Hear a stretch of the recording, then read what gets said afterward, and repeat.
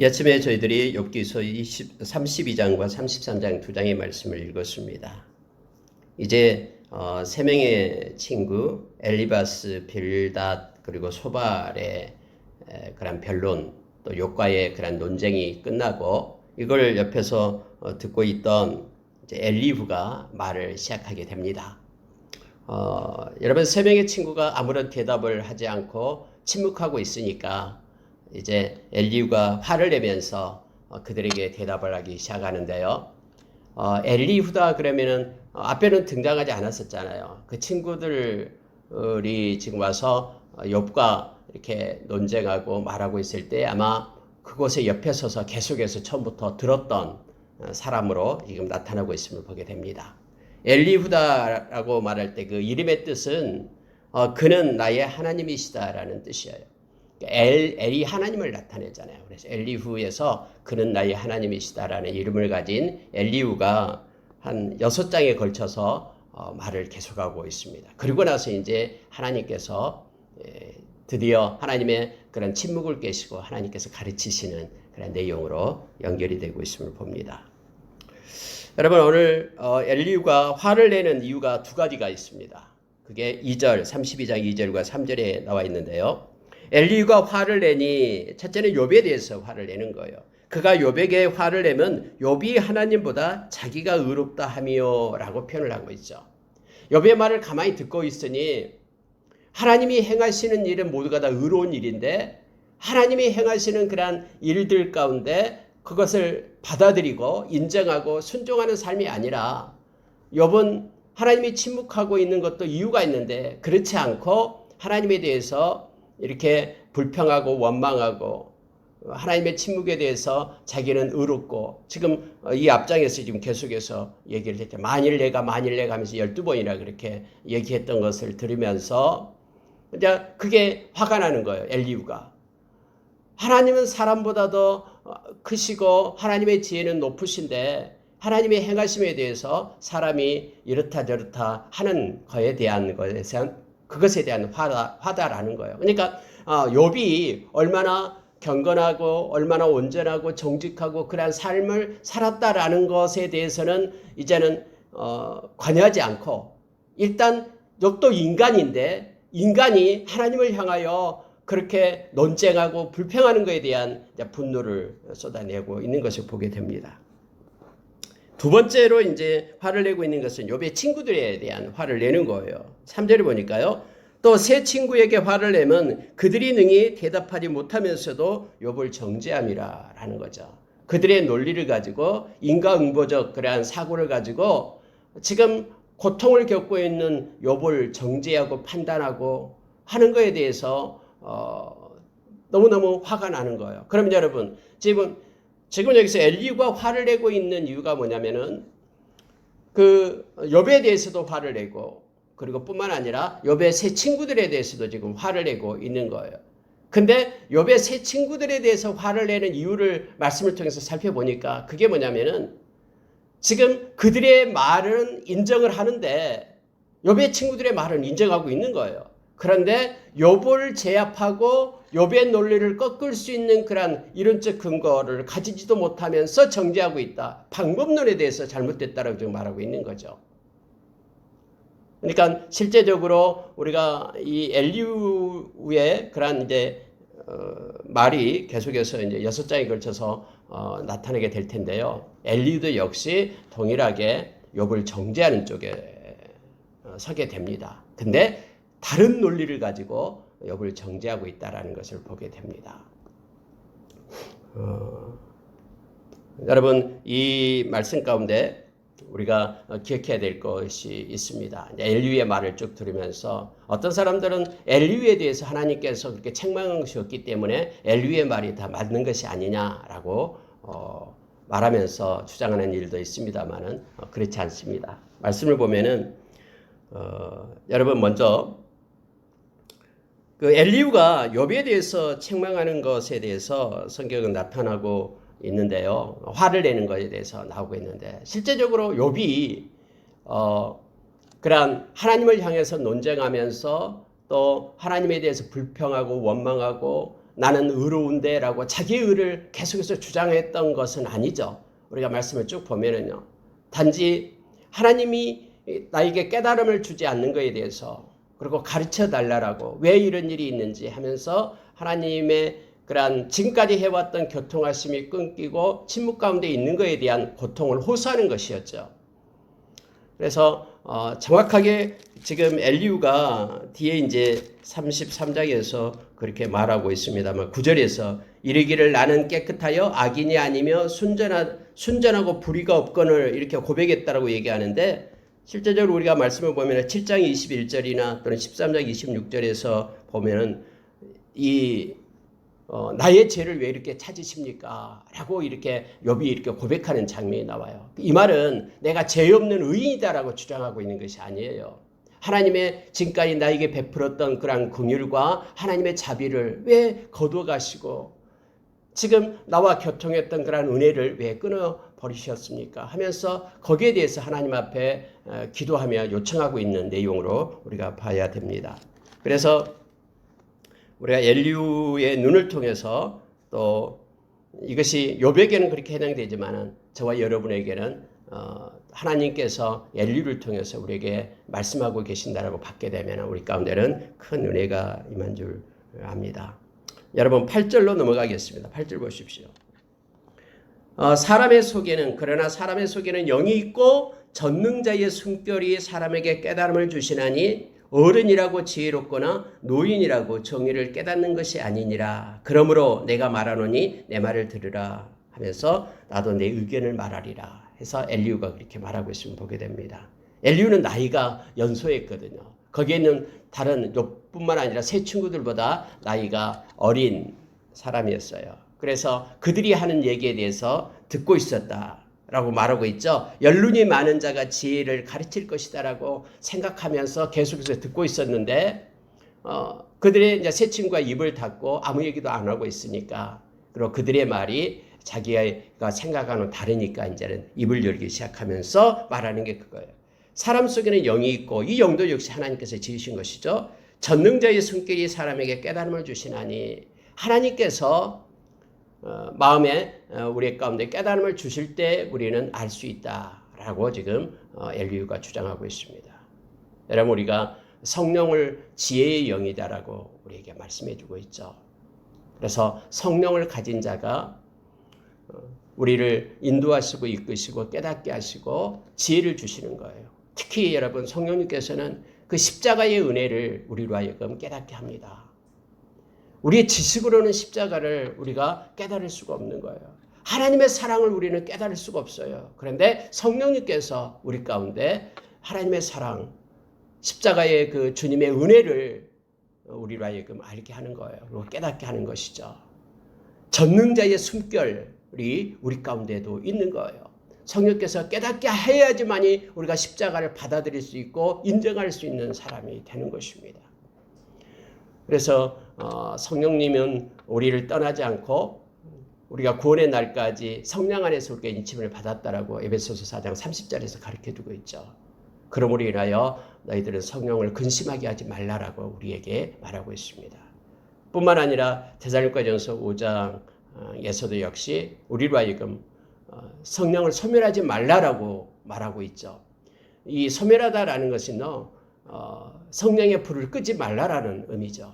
다시 말하면 성령님께서는 우리에게 가르치시는 보혜사이시며 또 우리의 상담자 되시는 카운셀러 되시고 우리 옆에서 항상 우리를 인도하시고 보증해 주시는 분이잖아요. 그분은 지혜의 영이기 때문에 성령께서 우리 가운데 활동하시도록 우리의 마음과 우리의 삶과 우리의 모든 것 가운데 성령의 강한 활동이 있기를 우리는 소원하면서 그분을 의지하면서 따라가는 것이죠. 그럴 때만 성령의 열매가 성령의 활동으로 인하여 우리 가운데 맺혀지고 확장되는 것을 우리는 기억을 해야 됩니다. 성령님, 즉 전능자의 숨결이 사람에게 깨달음을 주신다라고 지금 8절에는 고백하며 이제 나의 마음 가운데 있는 이 지혜를 가지고 말하겠다 하면서 엘리후가 말을 하기 시작합니다. 자, 12절에 보시기 바랍니다. 내가 자세히 들은즉 당신들 가운데 욥을 꺾어 그의 말에 대답할 자가 없도다. 새 친구를 말하면서 그렇게 얘기하는 거예요. 그래서 엘리후도 역시 욥이 말하고 주장하는 것에 대해서 반박하기 위하여 지금 말하고 있는 것임을 지금 말씀을 통해서 우리가 보게 됩니다. 그들이 이 말을 듣고 있으니까는 15절에요. 그들이 이제 새 친구예요. 놀라서 다시 대답하지 못하니 할 말이 없었음이었더라 해서 그 욥의 새 친구가 엘리후의 말을 듣고 이제 거기에 순응했다라는 것을 보게 됩니다. 지금 엘리후의 상태가 어떤가를 19절부터 22절까지 그렇게 자기의 모습을 나타내고 있는데요. 내 배는 봉한 포도주통 같고 터지게 된 새 가죽 부대 같구나.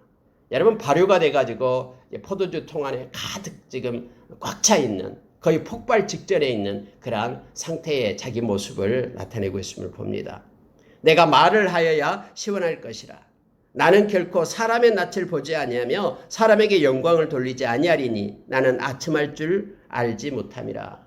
그래서 그 엘리후의 성격 자체가 어떤 사람의 체면이나 그런 사람을 바라보고 하는 것이 아니라 자기 속에 있는 것들을 정직하게 말하는 자임을 지금 나타내고 있음을 봅니다. 아첨할 줄 모르는 사람이다라는 거예요. 그래서 만약에 내가 아첨하고서 사람 때문에 이런 얘기를 하고 형편과 처지를 따라서 그렇게 올곧게 대답하지 못한 사람이라면은 하나님께서 나를 데려가는 것이 마땅하다라고 지금 주장하고 있는 거예요. 지금까지 그래왔고 해서 엘리후의 그런 성격이 강직하면서 그 속에 있는 것을 진솔하게 그렇게 말하는 성격의 소유자임을 지금 성경은 나타내주고 있습니다. 32장에서는 우리가 기억할 것은 그겁니다.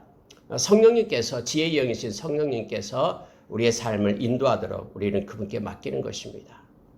그분은 우리의 죄에 대해서 의에 대해서 심판에 대해서 우리를 책망하십니다. 그리고 그분이 성령님께서 우리에게 깨달음을 주실 때만 우리는 회개 자리에 나갈 수 있고요. 하나님에 대한 사랑을 더 깊이 가질 수 있는 우리가 됩니다. 또 이 땅에서 하나님의 영광을 위하여 일할 수 있는 그러한 힘과 지혜와 능력을 은사를 공급하시는 분이 바로 성령님이시죠.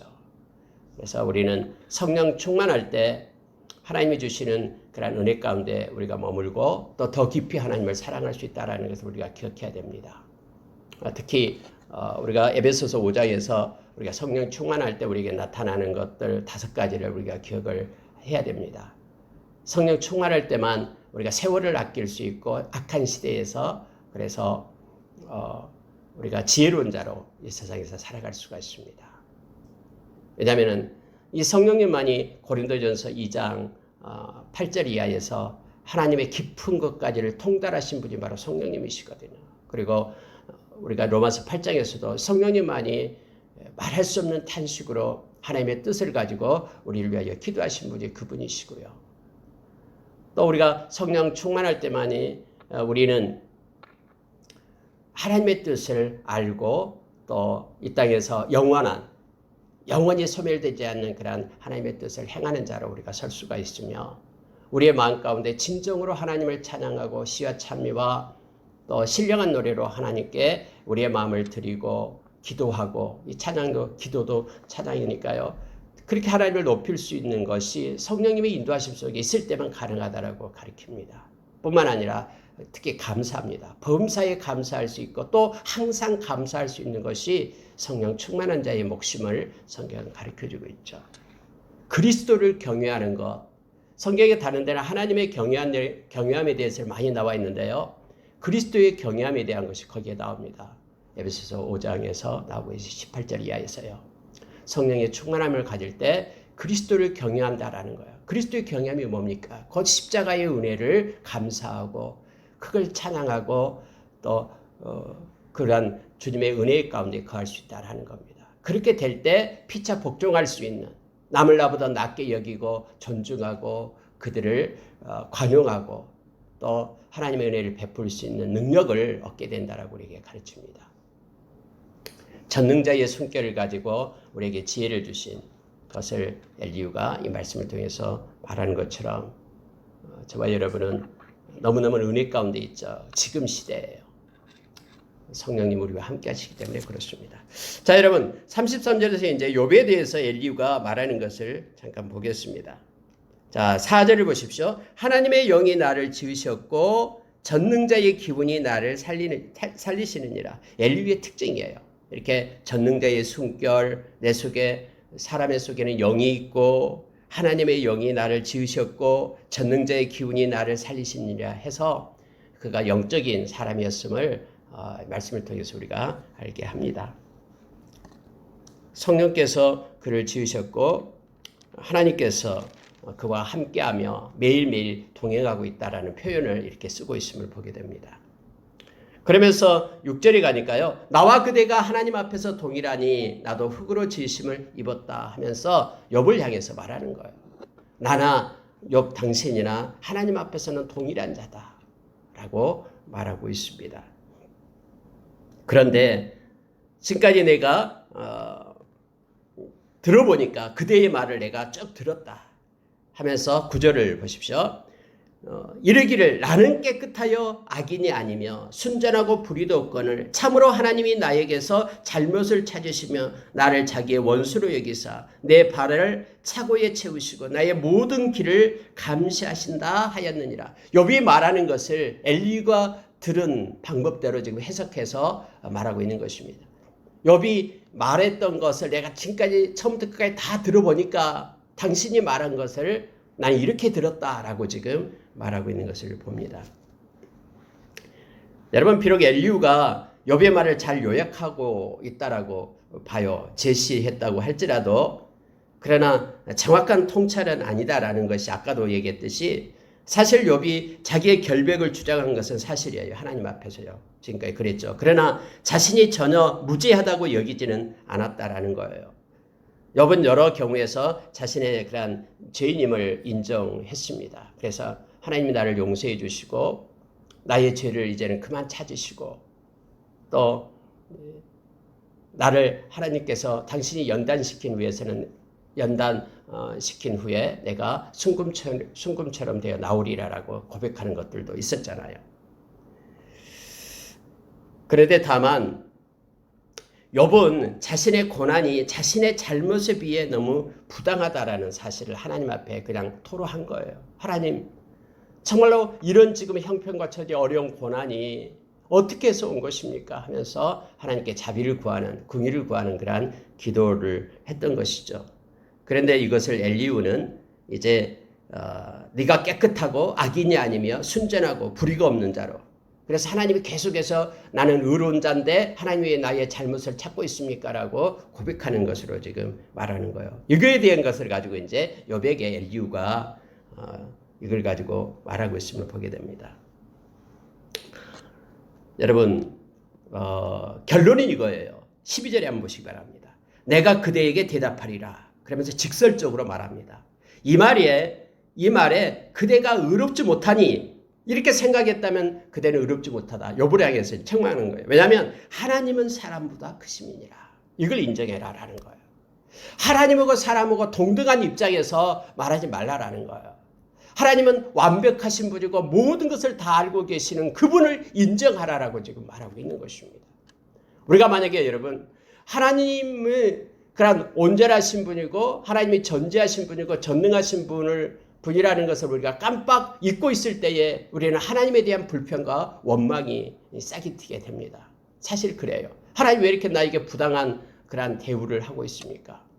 하나님 도대체 저 사람은 저 악한 저 사람은 속이기도 하고 거짓된 저 사람은 저렇게 엄청난 그런 부를 누리고 또 하는 일마다 잘 되고 형통한데 왜 나에게는 이러한 모습입니까? 라고 말하면서 서로 비교해가지고 자기의 부당함을 하나님 앞에 이렇게 토로하고 또 하나님 앞에 이렇게 울부짖고 그런 경우가 우리에게도 많잖아요.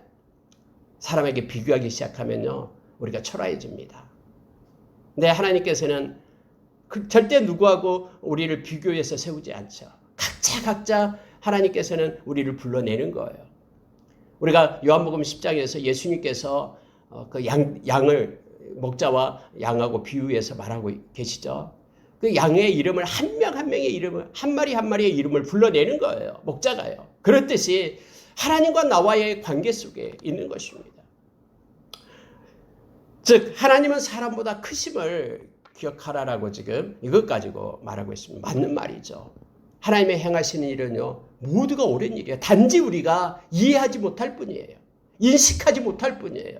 그래서 우리는 인식보다는 하나님을 인정하는 삶을 먼저 살게 될 때, 하나님이 나를 깨닫게 할 때가 있다라는 것을 인정하게 될 때, 우리의 그러한 여러 가지 삶 속에서 불평과 원망보다는 하나님의 계획에 대한, 하나님의 일하심에 대한 그러한 기대가 더 우리 가운데 머물게 될 때 우리는 불평하지 않고 그 상황을 감사로 받을 수 있는 조건이 됨을 알게 합니다. 여러분, 그래서 13절에서요 이렇게 말합니다. 하나님께서 사람의 말에 대답하지 않으신다 하여 어찌 하나님과 논쟁하겠느냐. 지금 엘리후가 욥을 봤을 때 욥이 하나님은 침묵하고 계시는데 하나님께서 그렇게 말씀하지 않고 침묵한다고 해서 어떻게 하나님 우리보다 크신데 하나님과 논쟁을 할 수 있느냐라고 지금 책망하고 있는 것입니다. 여러분, 정말로 사람이 하나님과 논쟁하는 것이 나쁜 것입니까? 에 대해서 우리가 생각을 해볼 수가 있습니다. 근데 두 가지로 나눌 수가 있습니다. 이 논쟁의 성격에 대해서 우리가 달리할 수가 있겠죠. 만약에 욥이나 시편에 있는 그러한 저자들처럼 사람이 하나님의 주권을 인정하는 중에 하나님의 기쁜 뜻을 발견할 수 없어서 하나님 앞에 부르짖고 하나님 앞에 논쟁하고 하는 것들은요, 다 신앙의 성숙을 가져오게 됩니다. 여러분 보십시오. 이제 하나님의 주권을 인정하는 것이에요. 하나님은 하나님께서 행하시는데 하나님 왜 그렇게 행하십니까? 라고 하나님 앞에 엎드려서 자기의 모습, 힘든 모습을 갖다 토설하고 토로하게 될 때요, 하나님은 어떤 방법을 통해서든 그를 깨닫게 해주십니다. 우리가 시편 37편에도 그렇고 73편에도 그렇고 아길의 형통함 때문에 막 그가 고민하고 힘들어하잖아요. 하나님 이게 왜 그랬습니까? 그런데 그가 성전에 들어가 하나님 앞에 앉게 되었을 때 하나님이 그에게 깨달음을 주셨다라고 말하죠. 만약에 여러분 이러한 것을 가지고 하나님 앞에 나가서 사람한테 가져가면 안 되죠. 사람한테 가서 불평하고 원망을 나타내는 게 아니라 하나님 앞에 나가서 우리가 기도하게 될 때에 하나님은 하나님의 방법으로 하나님의 때에 깨달음을 주시게 됩니다. 신앙의 성숙을 위한 것이 되고 이것은 나쁘다라고 잘라서 말할 수는 없는 것이죠. 왜냐하면 하나님을 인정하기 때문에 하나님 앞에 나와서 이렇게 밝혀달라고, 하나님 가르쳐달라고 하나님 앞에 기도하는 것이 되기 때문에요. 그러나 이제 반대로요, 하나님의 주권을 인정하지 않으면서 불평하는 것은 이것은 하나님 앞에 엄청난, 하나님 앞에 논쟁하는 것은 엄청난 죄악이 됨을 우리는 기억을 해야 됩니다. 만약에 나는 옳고 하나님이 잘못되었다라는 것을 밝혀내기 위한 논쟁이라면 이것은 하나님의 주권에 대한 도전이 되고 악한 일로 나쁜 것이 된다라는 것을 우리는 기억해야 됩니다. 하나님, 이것은 하나님이 잘못됐습니다. 내가 아무리 봐도 내가 옳고 하나님은 잘못됐습니다라고 이걸 가지고 하나님 앞에 논쟁을 하고 하나님 앞에 그렇게 막 불평하고 원망한다 그러면은 이건 자기는 맑고 하나님은 틀리다라고 주장하는 것이죠. 마치 여러분 이것은 믿음이 없는 것에서 오는 거예요. 그 이스라엘 백성이 12명의 정탐꾼을 이제 그들의 보고를 받고 10명의 그러한 부정적인 보고를 받고 그들이 밤새 통곡하면서 하나님하고 논쟁을 했거든요. 그때 하나님께서는 모세에게 그렇게 말했죠. 그들에게는 믿음이 없다. 그들은 나를 믿지 못한다. 왜냐하면 하나님의 주권을 인정하지 않고 하나님이 지금까지 이끌어온 행하는 것은 잘못되었다라고 그들이 말하면서 하나님 앞에 섰기 때문에 그렇습니다.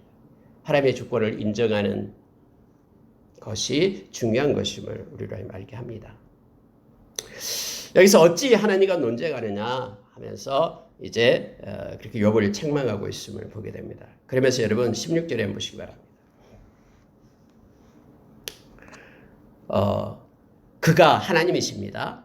하나님이 사람의 귀를 여시고 경고로서 두렵게 하시니, 하나님이 때로는 사람에게 경고하고 두렵게 하는 이유에 대해서 말하고 있습니다. 여러분 엘리후가 다른 욥의 세 친구가 다른 점이 있다면 이거예요. 세 친구들은 뭐냐면은 욥의 그런 현상을 보면서 나는 분명히 범죄했다, 죄를 지었다, 그렇기 때문에 회개하라 하면서 이 주장을 폈거든요. 인과응보적인 그러한 주장을 폈어요. 근데 엘리후는 뭐에 대해서 얘기하냐면 지금 이 말을 하고 있는 거예요. 하나님께서 행하시는 일 가운데는 하나님의 뜻이 있는데 그가 뭐냐면은 바로 새롭게 하기 위하여 그리고 세우기 위하여 고치기 위하여 하나님이 그렇게 하신다라는 주장을 펴는 거예요. 연약하고 부족한 사람이 있다 그러면 그 사람에게 하나님은 경고하고 하나님은 그를 그렇게 책망하고 또는 때로는 고난을 주어가지고 그를 한 단계 위로 더 세우기 위해서 하나님은 그렇게 행하신다라는 것을 가지고 주장을 하고 있음을 보게 됩니다. 여러분 보십시오. 사람의 귀를 여시고, 자, 사람이 침상에서 졸며 깊이 잠들 때에 꿈이나 밤에 아니면 환상을 볼 때에 어떤 경우든 하나님께서 사람의 귀를 여시고 경고로서 두렵게 하시니 하면서 이렇게 한 이유가 뭐냐면 이는 사람에게 그의 행실을 버리게 하려 하심이며 사람의 교만을 막으려 하심이라. 이 주장을 하고 있는 거예요. 하나님께서 이런 고난 중에 있는 이유가 뭐냐면 너한테 허물이 있기 때문에 그러는데 그 죄가 아니라 그 허물을 버리게끔 하기 위하여 그리고 온전하게 그렇게 세우게끔 하기 위하여 그리고 사람의 교만을 꺾어서 겸손하게 하기 위하여 지금 하나님이 그러고 있다. 지금 너의 처지에 하나님이 임하는 것도 하나님이 지금 고통을 주는 것도 이와 같다라고 지금 엘리후가 다른 세 친구와는 다른 논리를 펴고 있는 거예요. 세 친구는 내가 죄를 지었기 때문에 하나님께서 너를 징계하는 것이다 라는 거고 엘리후는 너에게 허물이 있는데 너의 그 부족한 것들을 갖다 세우기 위하여 그렇게 하나님께서 경고로서 행하고 있다. 너가 교만한 것이든 너가 하나님 앞에 더 온전한 자로 겸손한 자로 되기 위하여 교만을 꺾고 세우기 위하여 이런 일을 하고 있다라고 지금 말하고 있는 것입니다. 그래서 하나님께서는 18절에서요. 사람의 혼을 구덩이에 빠지지 않게 하시고 그렇게 고난을 줘가지고요. 또 생명을 칼에 맞아 멸망하지 않게 하기 위하여 하나님 그렇게 고난을 주고 있다. 때로는 하나님께서 사람이 병상의 고통에 뼈가 늘 쑤심에 징계를 받나니 이렇게 되어 있죠.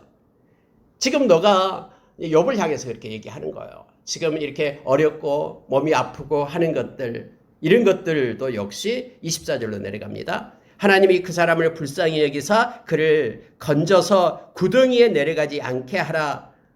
내가 대속물을 얻었다 하시리라. 그런즉 그의 살이 청년보다 부드러워지며 젊음을 회복하리라. 그래서 하나님이 이러한 고난을 주는 것들이 결국은 여기서 이제 천사가 나옵니다. 일천 천사 가운데 한 사람이 그 사람의 중보자로 함께 있어서 그의 정당함을 보일진대 이렇게 되어 있죠.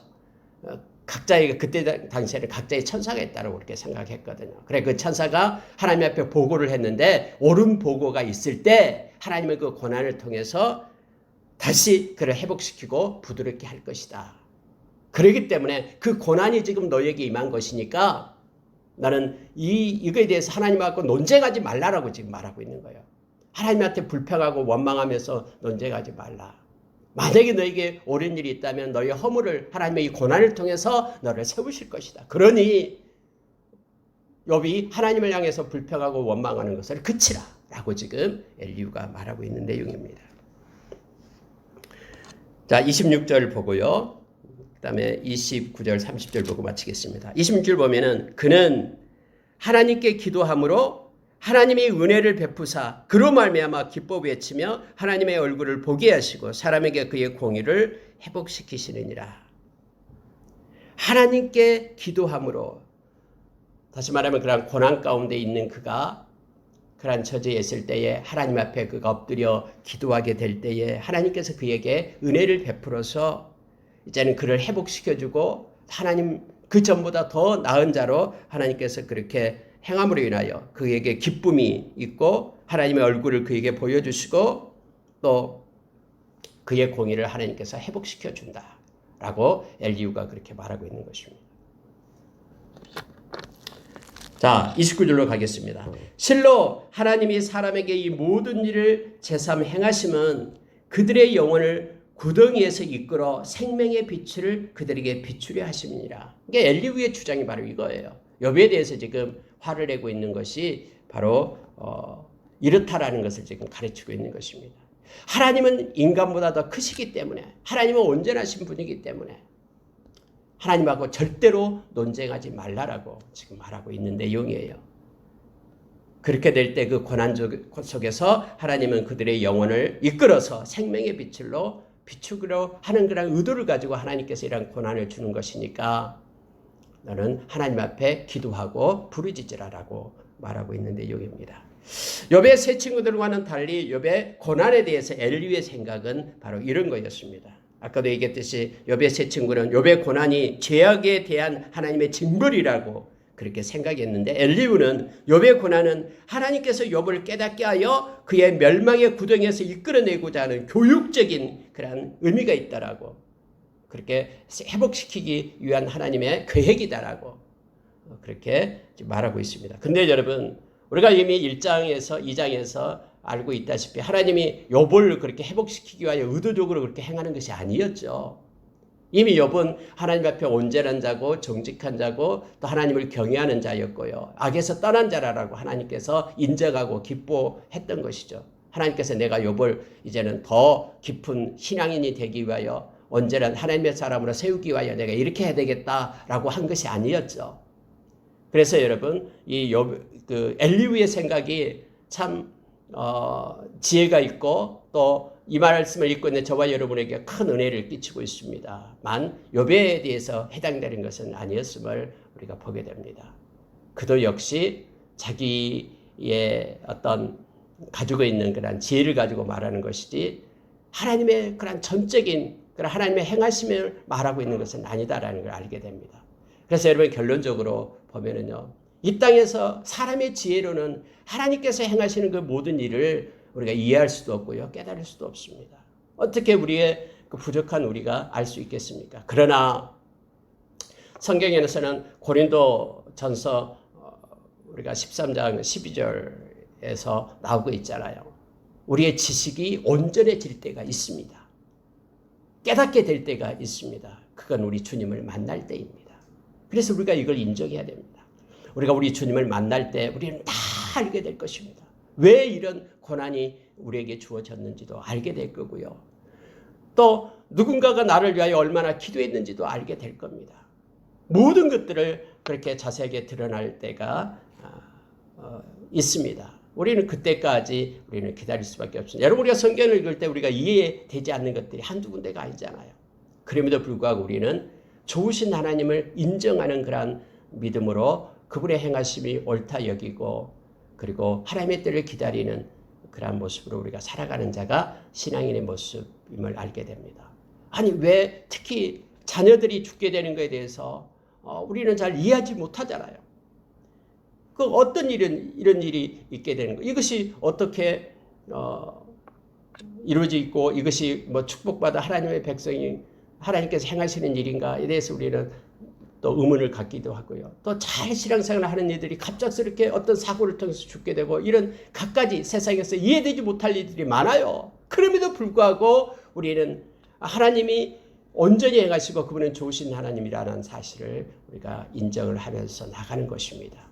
그럴 때 하나님은 때로는 우리에게 이 세상에서도 깨닫게 해주시고 이 세상에서 깨닫지 못한다 그러면은 우리 주님 만날 때 우리의 지식이 온전에 대해서 우리가 정말로 하나님을 찬양하고 그 깊은 의미를 알고 하나님께 영광 돌릴 수 있으면 우리가 기억하기를 원합니다.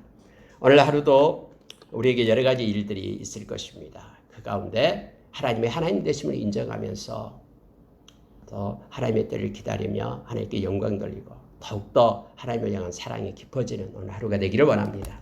기도하겠습니다.